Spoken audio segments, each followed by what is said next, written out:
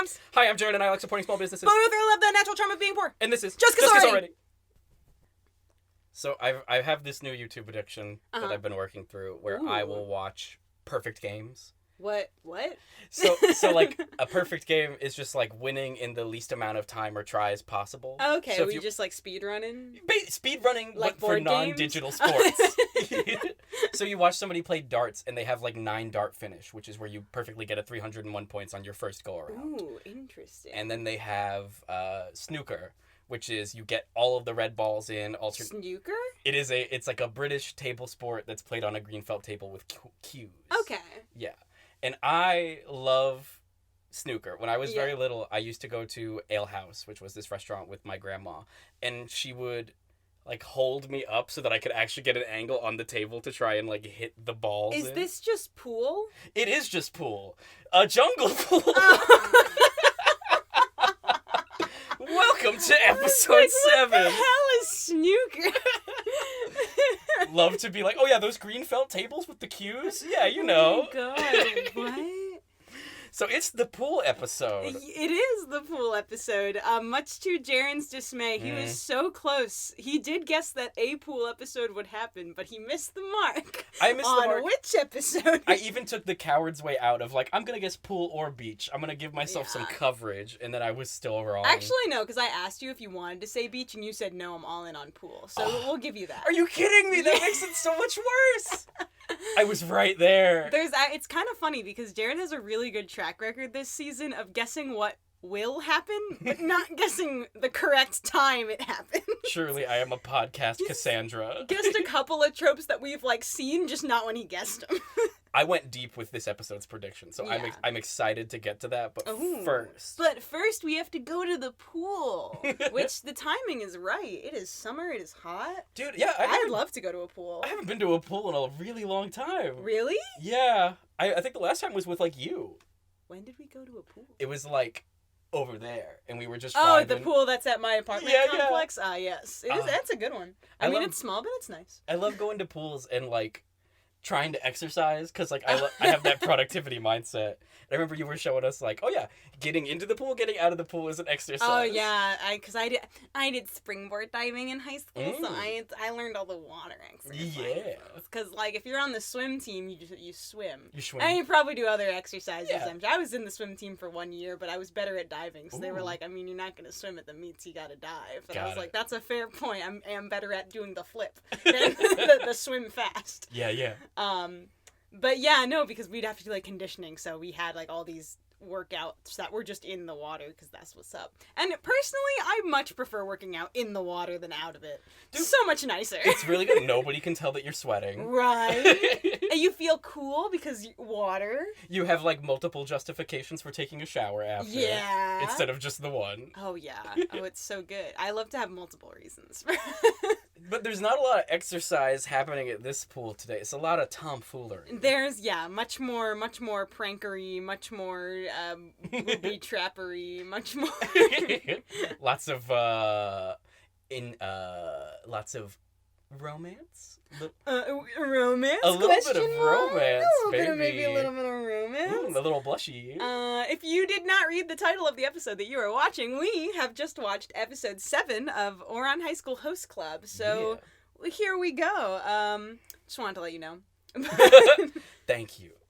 But yeah, so this whole episode takes place at Kyoya's family pool resort adventure park. Maybe that's very large. Yeah, deceptively large. He just like owns I don't know he owns a water park.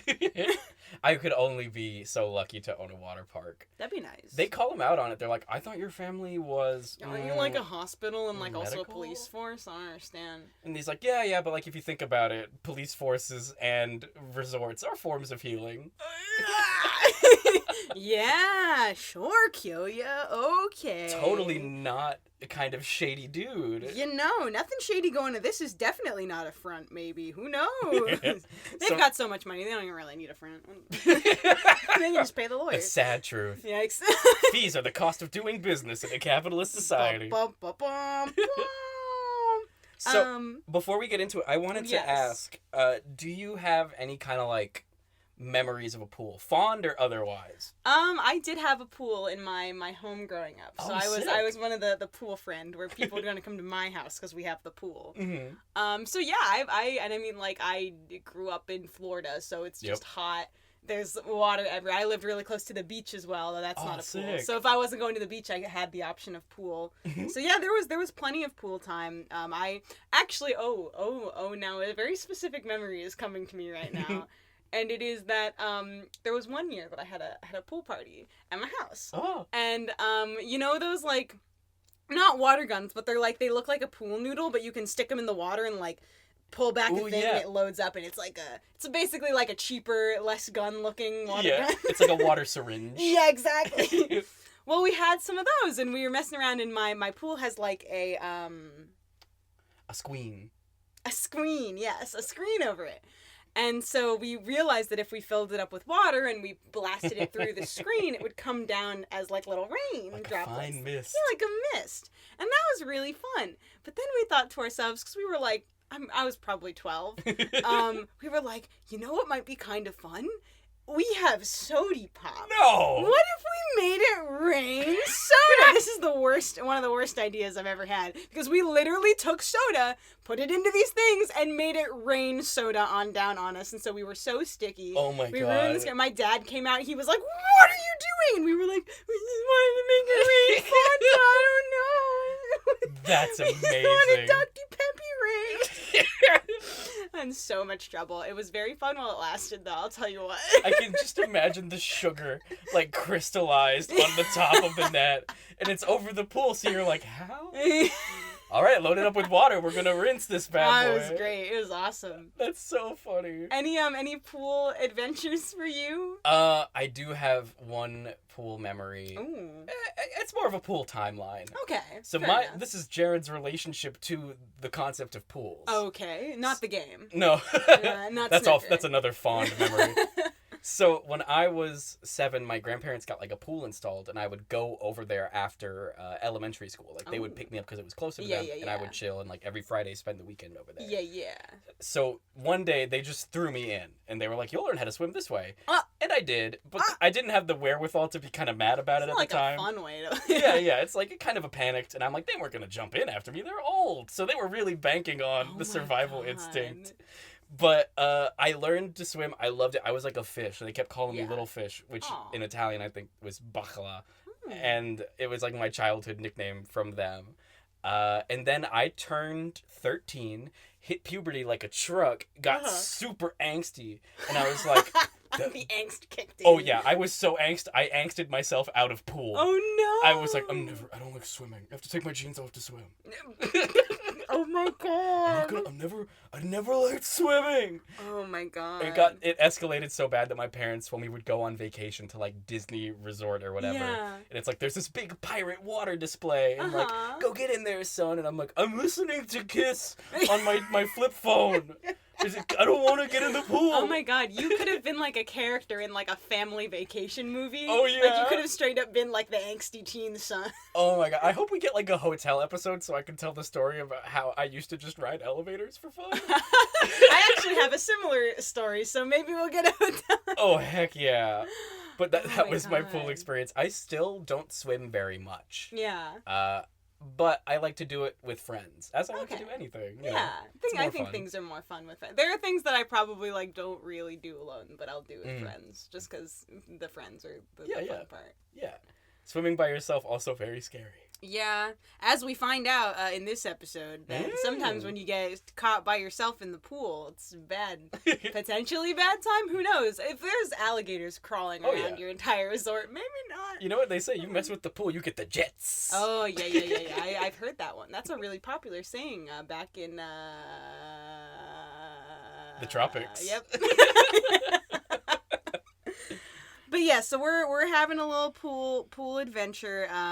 Haruhi gets kidnapped at the beginning of the episode. Straight up abducted. Y'all ever just, like, kidnap your friends? It's actually a really fun... This is funny because this is actually, like, a real thing that people do. Oh, yeah, it can be fun. But when it's, like, two people leading you to a limo and a third person rolls the window down and they're like, correct. Like... Yeah, that one, I don't know about that. Anytime that I've kidnapped my friends, it's been a very much kind of like, hi, we are kidnapping you to a secondary location right now. Would you mind putting this blindfold on? Do you consent to the bag? Do you consent? Please tell me where your roller skates are. We're not going to a roller rink. But it's a bait and switch. And then we went to a roller also, rink. tell me where your water skis are. Exactly. Throw them off the set. Just in case. But yeah, Haruhi gets straight up abducted. It's pool time, Haruhi, and she the whole time is like, I have homework to do and laundry, and I don't really want to be in the pool. It's so relatable. She's like, this is useless. Yeah. Which very much reminded me of teenage Sharon just being like, I don't want to swim. I want to listen to Kiss on my flip phone. Love gun all day. And though we learned some cool details because they bring a bunch of options of swimsuits for Haruhi. Yeah, of course. Anytime we go to a pool in an anime, we have to have, like, the swimsuit montage for the cute character that doesn't have a cute swimsuit. Always. Of course, it's very important. And the twins are like, yeah, our mom designed all these swimsuits, so here our twin maids can help you get dressed. That's right. We just, everyone they're all twins. Oh, that would be so cool if we meet their parents and it's like we have twin moms. Oh my god. Wait, no, that's not. No, that's not. Jared, no. My mom has a twin. Okay. Yeah. A mom and an identical aunt. Oh my god. That would be so sweet. But yeah, we have a little swimsuit adventure, and then we have to roast Tamaki for being kind of weird. Yeah. He likes to do it. There's like this fun part of this episode where where Haruhi comes out in a very cute swimsuit. She looks so cute. It's got a little hat. Yeah, it's got a little hat. A little skirt. Yeah. And he goes... He says, Haruhi, please, you must put on this sweatshirt before I bust a nut. He says, Haruga. Yeah, so and then very rightfully so, the twins turn around and just start roasting him for it. They're wow, that was kind of weird, Tamaki. What's wrong with you? A little sus today, my good friend. And then Renge shows up, and she just looks hot as hell. She's cosplaying. Oh, yeah. I don't know what character she's cosplaying, but she looks great. She's wearing a two-piece, and the twins are like, hey, Tamaki, how come you're not freaking out right now about how Renge needs to preserve her modesty for marriage? He's like, but this is cosplay, so it's different, right? Yeah, he, like, doesn't know why he feels the way he does. I will tell you right now that is not an uncommon thing in romantic, especially, like shoujo anime. There's always, like, a character who's so dense that they don't get their feelings. They just can't. it makes me like Tamaki more that he notices not the hypocrisy but the contradiction. Yeah. He just hasn't put together the reason why is that he obviously has feelings for Haruhi but not for Renge. A lot of times with female protagonists it kind of slips into the tsundere kind of like area because it's like I don't like them. I hate them. I think about them so much because they make me angry. Yeah, exactly. So it is kind of fun to see, interesting as well, to see Tamaki's kind of version of like, I have strong feelings for this person. It must be fatherly protective. Which is, it's a step. Yeah. It's a couple of, maybe a skip. It's a little weird. Little daddy. Okay, so anyway, and then Honey is there. Honey, very full of surprises this time around. Yeah, full. Oh my gosh, Honey's doing a lot today. Yeah, he comes up to everybody, and Haruhi's like, "Oh, you have a floaty on. Oh my god, so cute. Can you not swim, little baby boy? Oh my god, little baby." And he's like, "No, I can swim, but this just looks cuter." And then he skips away halfway. And everyone's like, "Oh, that's such a sweet boy." And Renge's like, haven't you realized that he's just saying he's cute? You know? Yeah, she's like, Honey's deeper than you think. Yeah. Once you add a subject to his sentence, makes me look cute. Once you change the subject to I. Oh, yeah. Doesn't it make me cute? And everyone's like...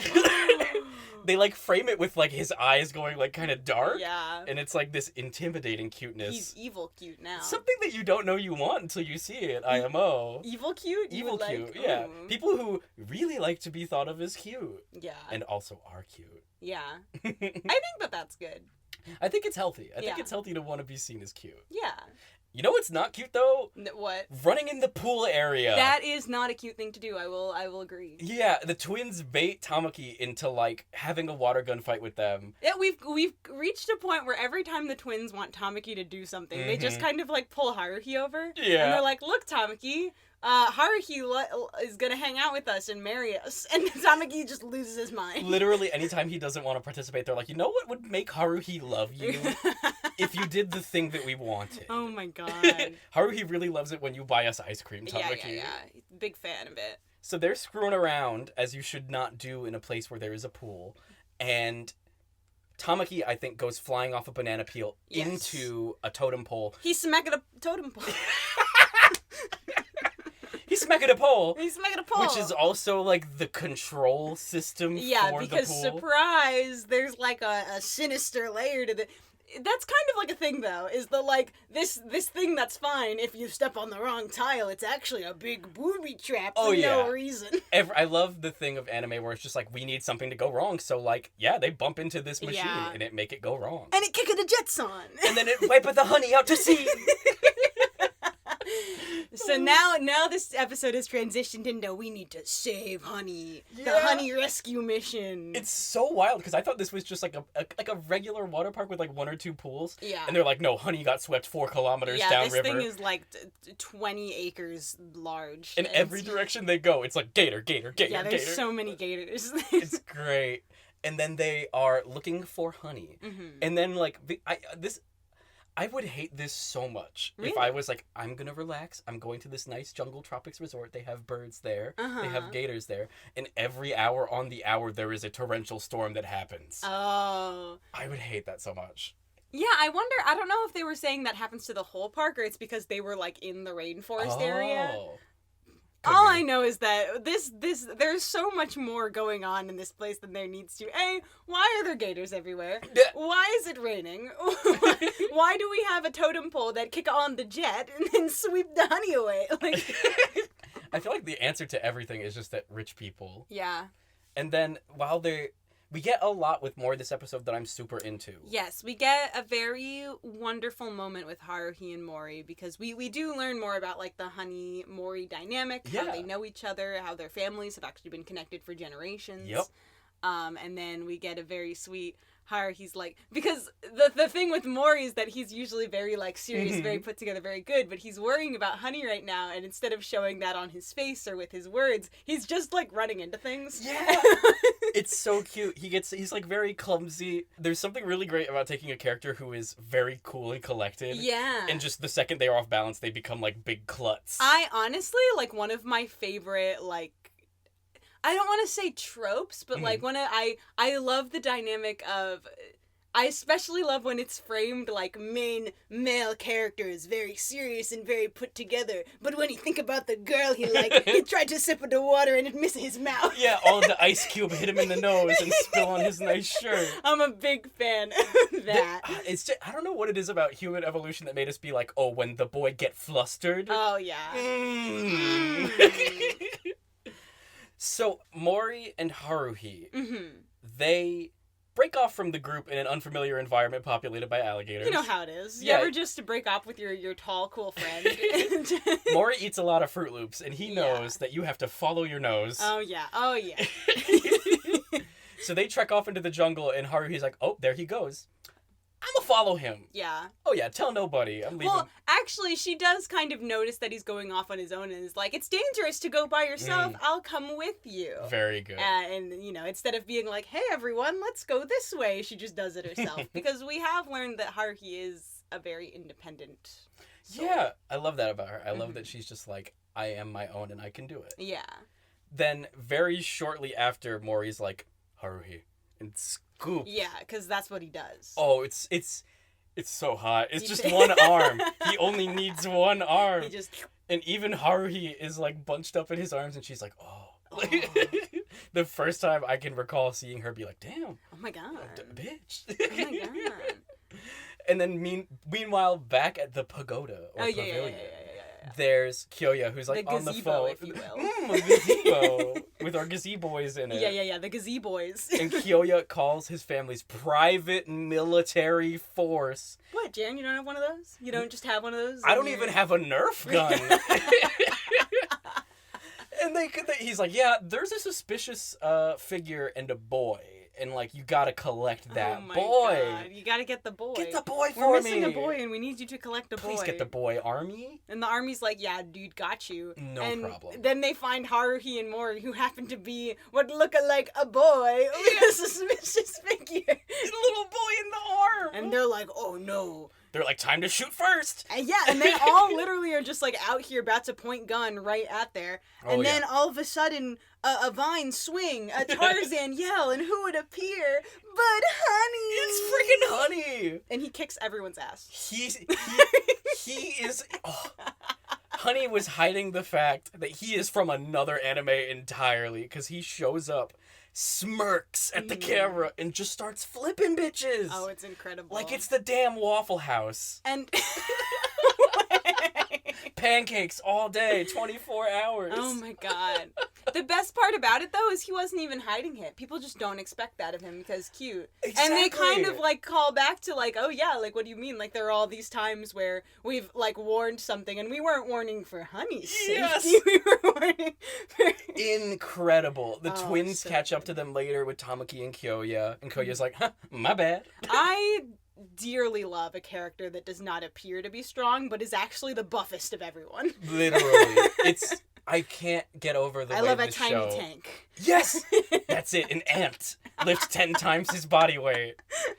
I love it so much. And Kyoya's like, yeah, even among his family, which is known for martial arts. Yeah. He's called the dreadnought of his family. How it is. And then he's just like, messing with my friends is a no-no. And it's the most. He literally, like, destroys everyone. And he's like, hey, don't hurt my friends. You made a mistakey wakey. Uh-oh, looks like somebody's got a woken spine.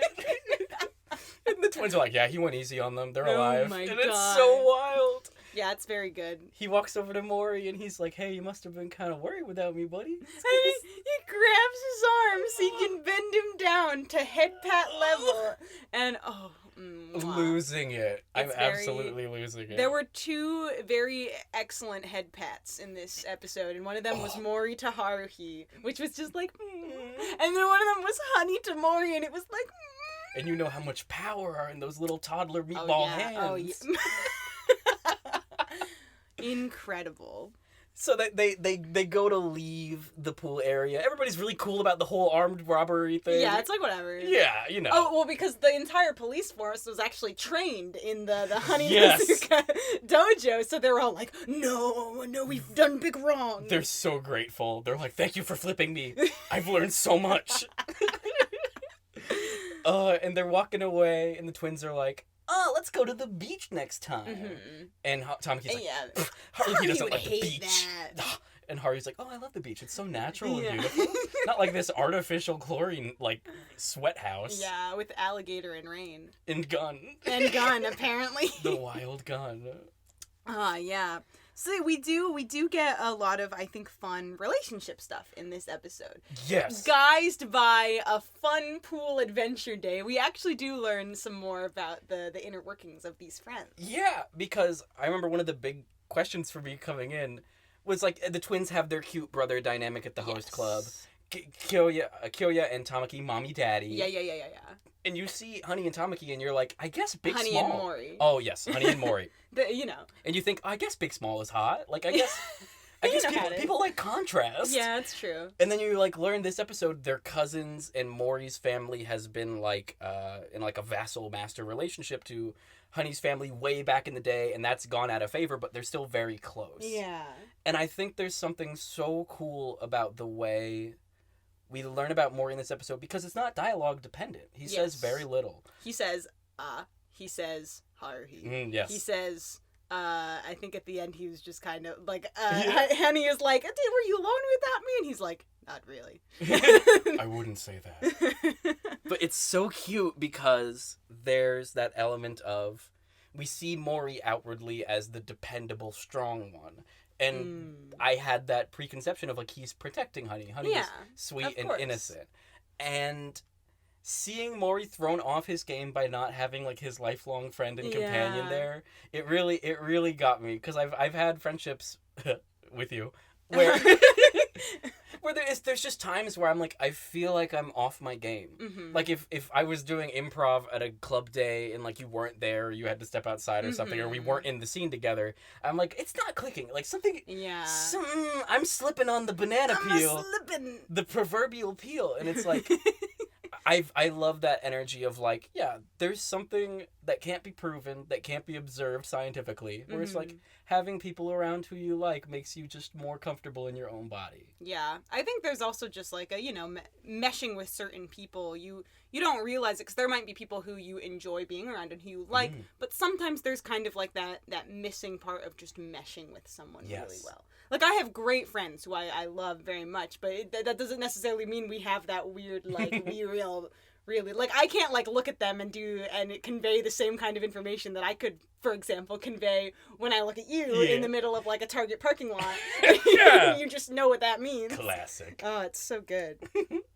But yeah, I think it was really good to kind of see that from them, and I know we're going to learn more about them as time comes, but... How do you liken the Honey Mori dynamic? Because that's the one I think that I wouldn't say explored the least, because we haven't really explored Tamaki Kyo yet, but we've definitely seen some from the twins, and this is kind of like the first episode where we really got to look at Honey and Mori. Yes, I feel like my feelings towards Honey and Mori are... I'm very much more interested in a realistic way. Mm-hmm. When you see something that's a trope, you can kind of intuit it, and you can kind of intuit the typical subversions. Yeah.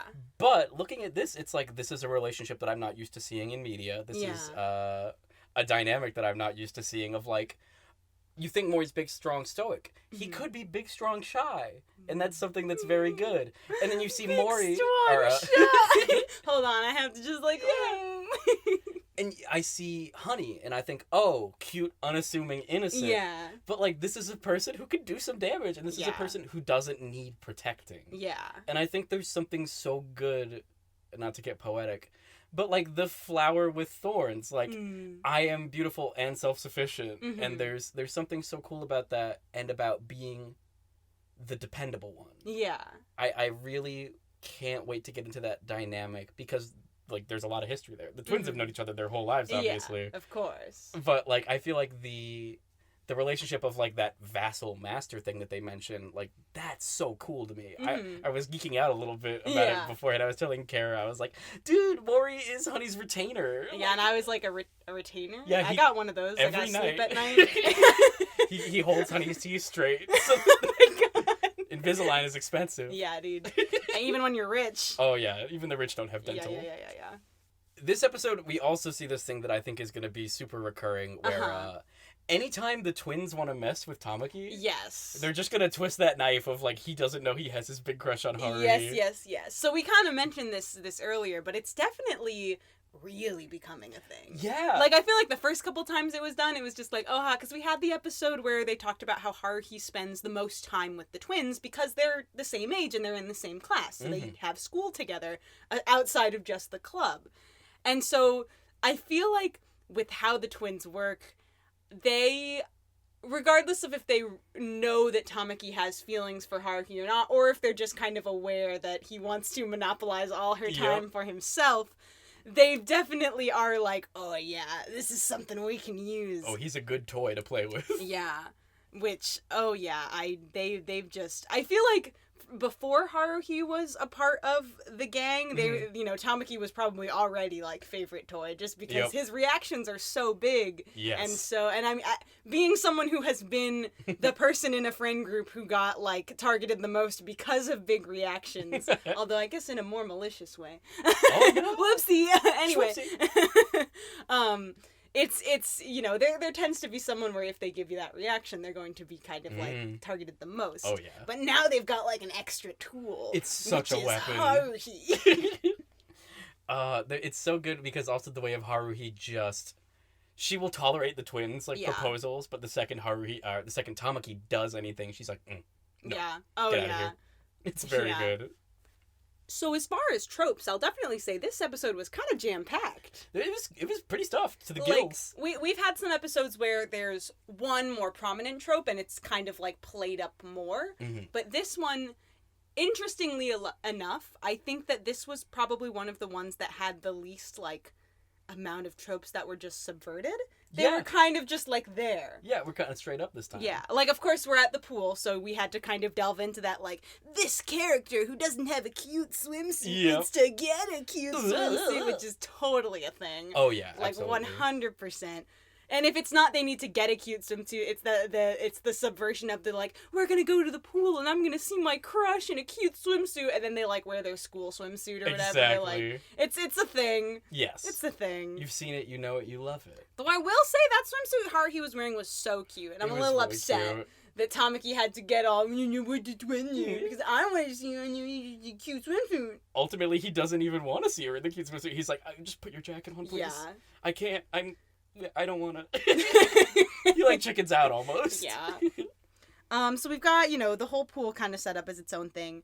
Also kidnapping the protagonist. Yeah. That's like a thing. Kind of, you see it more with like a villain doing that, but like we definitely have where mandatory fun is a thing. I'll definitely say that when we're not in a dangerous kind of plot line. Oh, yeah. There is that idea of like one character either doesn't want to do something, doesn't have time to do something, and so they get kidnapped for the fun. Yes. Be it they get kidnapped for the beach day, or maybe for like a trip to an amusement park. Oh. Sometimes it's framed as like we're gonna get you on a date with this, You have no choice in your love life. We are your friends. We are your friends. But yeah, so that's definitely a thing. Especially I feel like if people are rich, because like, they bring the limo around. Mm-hmm. Absolute impunity. And then we also have, interestingly enough, this is something that I have seen multiple times where there's like hidden technology / booby traps to make a plot happen. Yeah. Like, how are we gonna make a conflict? Oh, if you hit the wall the wrong way, it's gonna flip us into the floor. Exactly. That's totally a thing. The cage hanging from the music room. Yeah, exactly. The jet controls in a totem pole. That's the best place to put them, IMO. Oh, yeah. You gotta hide that technology.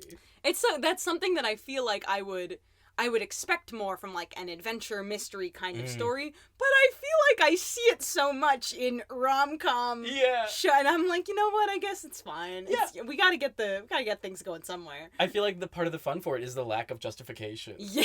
Like, there's no reason for this. Yeah. If we were in like a haunted house, like, oh, there's spooky booby traps. Ooh. But it's like, no, this is a pool where people would just go. Yeah. Got him. Got him. You've been pranked. Welcome to the pool. Oh God. And then we also have the too serious of a response to a problem. Oh, yeah. Oh, our friend is missing. Let us employ the private military force and not give them enough information so that they think that they're in danger and try to hurt one of our other friends. This was super jarring because there's so many shots of just men in full body armor grabbing guns. It would have been so easy to just show them a picture of Honey. It would have been so easy. Tell them who the name is. It's like it would have been... yeah.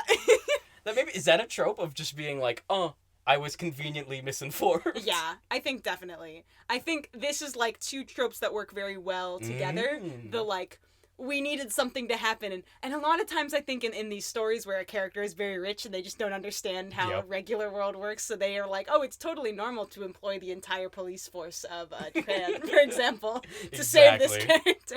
Incredible. But yeah. So and we had one more, right? What was it? Yes. I liked this one. This was the I didn't need protecting trope. Yes. Because we think of Honey as like, oh no, he's super vulnerable and there are alligators everywhere. Yeah. And then he returns to save Mori and Haruhi, completely the master of his own environment. Oh, yeah. He swings in, he's got his banana, he starts flipping dudes, and it's like, you're not locked in here with me. Yeah. I bungled that. I'm not locked in here with you. You're locked in here with me. Got him. Yeah, dude. Yeah. I feel like it's very fun to frame this one with the like, oh, something happened to this character and we need to go rescue them, or like we need to figure it out, and this character is just like chilling because they're like, well, I'm fine. Like, sorry, dude, I can beat up anyone I want.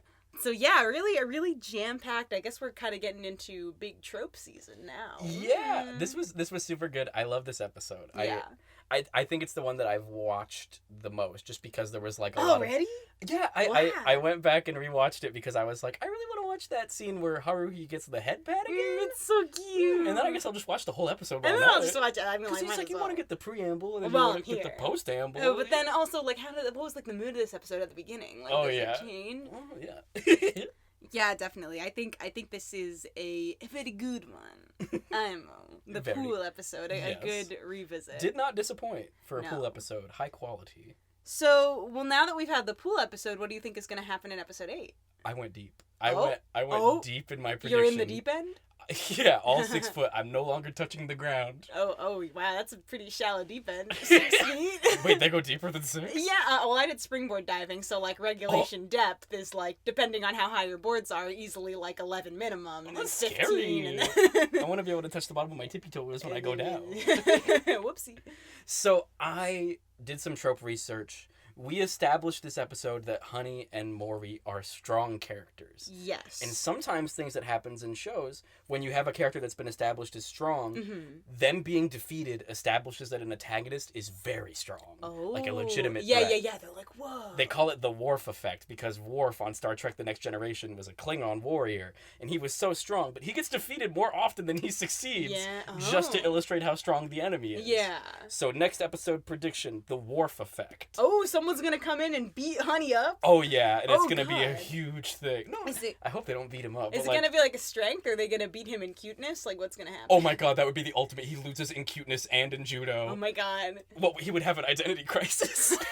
What would Honey do? Okay, well, I don't want Honey to have an identity crisis. Yeah, I take it back. But I think that's a very interesting potential setup for an episode. Oh, like Honey meets his anti-honey, yeah, his exactly. syrup. Oh my god. Oh no. I guess you'll just have to tune in next time to see if we do meet the ultimate Honey enemy or not. Yeah, I'm rooting for it and also against it. I'm simultaneously hoping it happens and hoping it kind of doesn't. I do think it would be fun to see, but thank you guys so much for listening. Yes. We will catch you in the next episode, but as always, love you. See you then. Yeah, see you next time with episode 8. Yeah. Yeah.